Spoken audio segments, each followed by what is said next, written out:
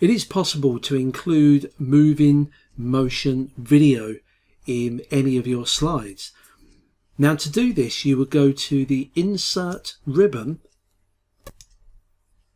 and if you look on the far right, there's a button called Video. When you click on the drop down, you will get a couple of options: online video and video on my PC. Now, although you can embed video from websites such as YouTube, it's not advisable because video files are very large and they can sometimes be slow in buffering and having staggered playback if you've got a poor or weak Wi-Fi signal. So it's always best to download a video you want either from the internet or from your smartphone or tablet device or any digital camera and transfer that file onto your computer. That way you can embed the video on the computer along with the presentation. Now here I'm going to use video on my PC.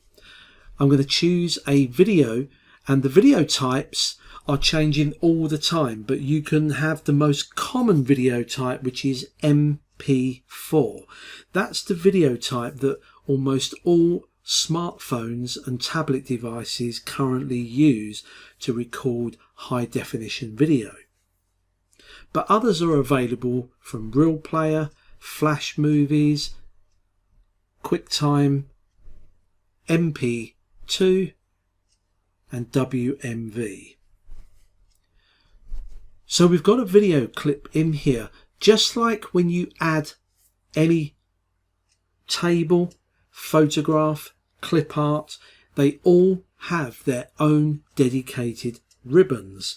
And if you have a look with this video clip selected, you'll be able to see that I've got a couple of new tabs: video format and playback. Now the video format is all to do with putting a border around it, a drop shadow, and things that you would normally apply to a photograph.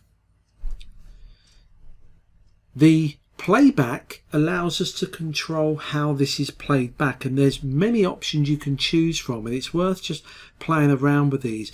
Some of the useful ones are things such as being able to play it full screen, so the video clip will stretch to fill the entire screen. You can also hide the video when it's not actually playing. There's an option to loop the video continuously until you stop it.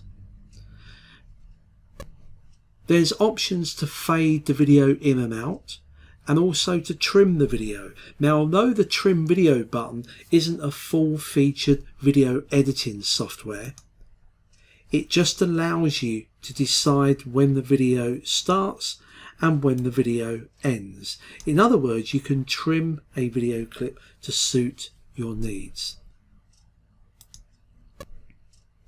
With the video on the screen, you can always preview this by clicking on the play button, and this will play the video.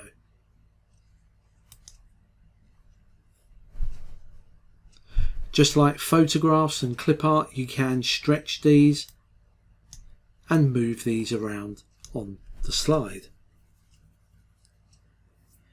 During the presentation, you can choose how you want this to begin playing. Now, if you look at the top, it tells you that you're going to start it in a click sequence or automatically. If you set it to automatic, then when the slide appears, the video will begin playing. So if I choose that, if I was to preview this video, and you can do this using a keyboard shortcut of Shift F5. In previous courses we learned that you can hit the F5 key, the function key 5, to start a video, to start a slideshow playing. However, we don't want it starting from the first slide, but the one that we're currently on. So we do Shift F5, and that will start the video playing automatically when the slide comes up.